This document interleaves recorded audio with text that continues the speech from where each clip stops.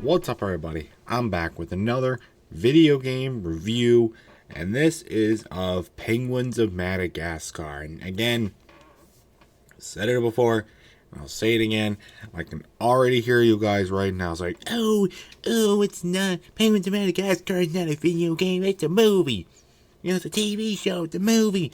They're from the Madagascar. It's just bullshit. I know where the fuck they're from. Okay, I already reviewed that movie. Go check it out. This is of the video game. Yes, they did get a video game. In fact, they've gotten multiple video games, but this is of the. It's just called the Penguins of Madagascar or Penguins of Madagascar. It was on the DS. Came out in 2010. So one of the last games before the 3DS came out. That came out for the DS. But I played it on the 3DS. But I've played this game a lot actually. I played it a lot when I was a kid. Playing it back again for this review brought out a lot of nostalgia for me. It also showed me that this game did not age as well as I thought it did. It's not as good as I thought it was, but going into it at least. And I'm gonna get my full thoughts on it here. Now this is a video game more based off of when the TV show was happening, not the movies. Because if actual Penguin of Madagascar movie didn't come out at this point, it wasn't out. In fact, this is even pre-Madagascar 3. Though I think it would be cool if they got a game based off like stuff that happened in the movies. Though they would probably be a side game, like a mini game characters, or like side characters, and when they would do the main four as the main characters of the game. That's probably how it would go, as it did for Madagascar 3 for the Wii and all that kind of stuff. But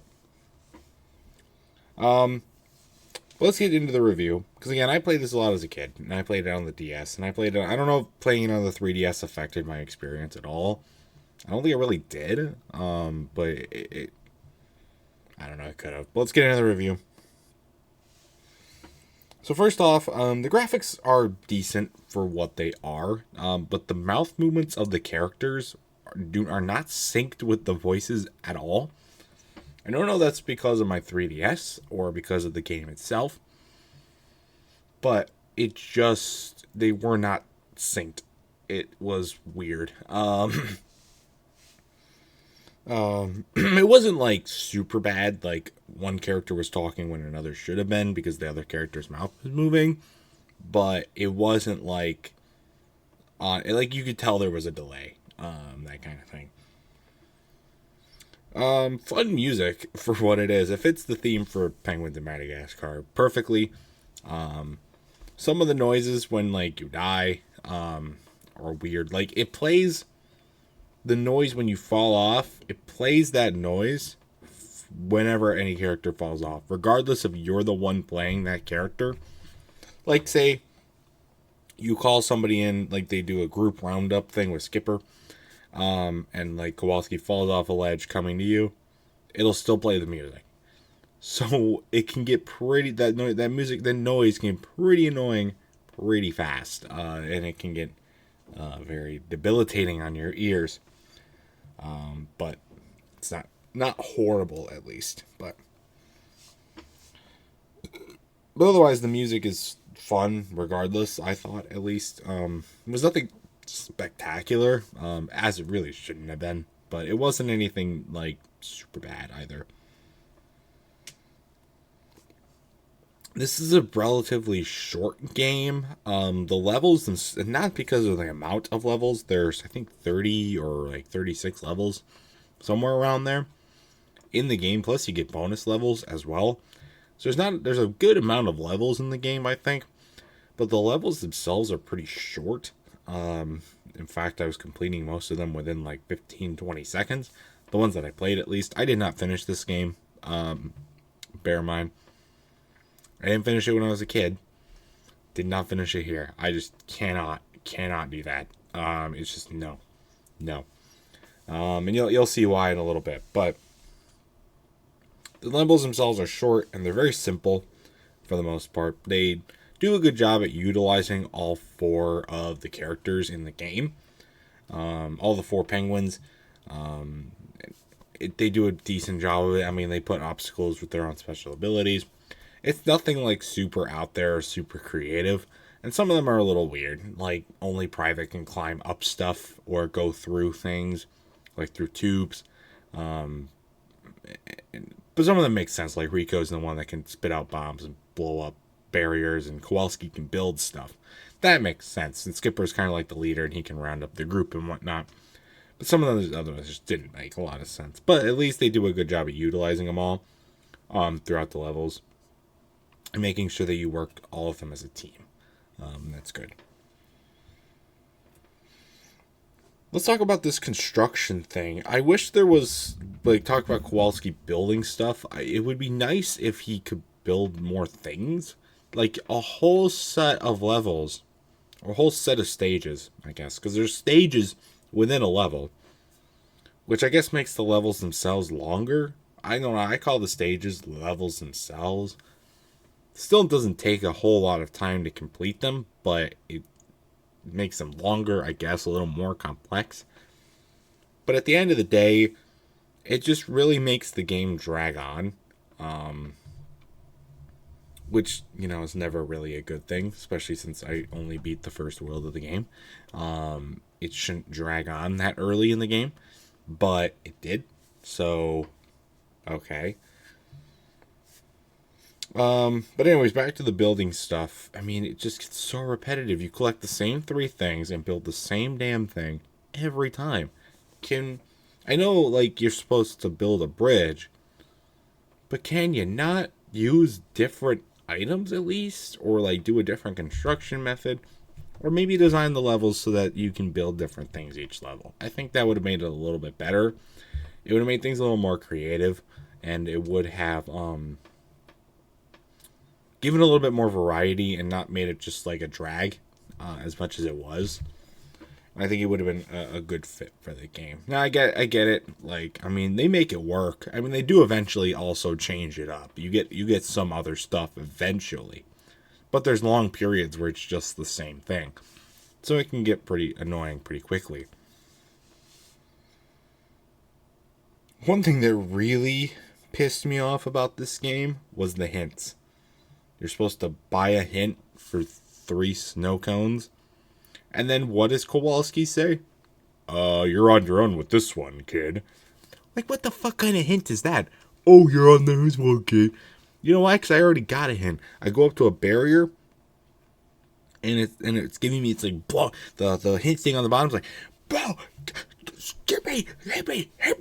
You need a hint. Get a hint. So you get a hint. And he's like, Rico would be good for this one. As if the tutorial didn't tell me that already. Or as if me trying to go through this barrier saying, only Rico can do this, didn't say that enough either. Like, what the fuck, guys? Come on. The hints are not helpful at all. They're more just satire. They're more just to be annoying than to actually help you in the game. Thankfully, you really won't need them ever because it's like the game's like super simple and super easy. I guess if you're a kid, you might need them, but whatever.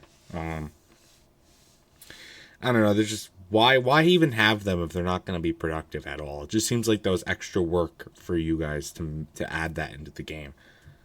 Either make it work or don't have it at all. Like, that's what I say. My final thing that I have about this game, it was really banking on the DS controls, like a lot of the features of the DS working better than they actually did. Two in particular that I'm going to point out: the touchscreen. That's a big thing with the stylus, the touchscreen. You do a lot with the stylus. You build the stuff, the bridges, and the other things with Kowalski. You do that with the stylus. You do a lot. You select with the stylus. You do a lot of button selecting. You can't navigate a menu with the controllers on the side. You have to click with the stylus every time, or your finger, I guess you could as well. But and you select like the hints, and you can move items in between characters with that, and do all that as well. And it works fine. It's just a little bit overutilized compared to a lot of other DS or 3DS games that I've played. Because I'm going to include the 3DS because they were kind of working, banking on with that too. So that's fine. The one that's a little more out there though is the mic. So during random points in the game, you'll get a little like a cutscene, little mini game thing, where you if you like you pick up a sign for something like to build with. Sometimes it'll be dirty, and you have to clean it by blowing into the mic, and it blows it off. Now I can't think of I can't think of every little nook and cranny on the DS off the top of my head. Maybe the mic is a little more defined on the DS than it is on the 3DS, but I had a really hard time finding where the actual mic is on the 3DS. I eventually found it. It's this tiny little, I don't even know if it's a millimeter long wide, but it's a little tiny hole right underneath the start button. Like you have the start button, and then like right there is the little hole. Who's gonna know where that is? I've never utilized a mic in any other game on the DS or 3DS. Why did you pick there to be the spot to blow into? Now, maybe that wasn't the actual spot, and I was just kind of getting kind of lucky. But it worked, and so I assume that's where it was. And you do this a lot in the game. And it can get pretty annoying. It's easy. Like, once you know where the mic is, it's easy. You just gotta blow 3 times and boom, you're done. But why make that such a focal point in this game? Like, it's not really utilized in any other game. I don't know. I feel like they were just banking on that being successful. But were they really? I mean, the DS was out for 6 years when this game came out. I mean, it was nearing the end of its life. The 3DS was right around the corner. Why were they not paying attention to how things were working with the system? Like, I don't know. Maybe it was more successful than I'm thinking. I don't know. But overall, it's not bad. It's just really simple. It can get pretty boring. There is a story as well. This game didn't need a story. It revolves around like King Julian and his birthday party and Mort. And Mort's voice is fucked up in this game, dude. Oh my god. And King Julian scares the shit out of me with how he looks in this game too, by the way. But anyway, overall, I mean, it's just not meant for people over the age of 7 or 8. I mean, that's really what it is. At the end of the day. But if you have had the fortune, or I guess misfortune, whatever you want to call it, of playing this game, I'd love to know your thoughts about it in the comment section down below. And my final score for Penguins of Madagascar for the DS, I'll have to give it a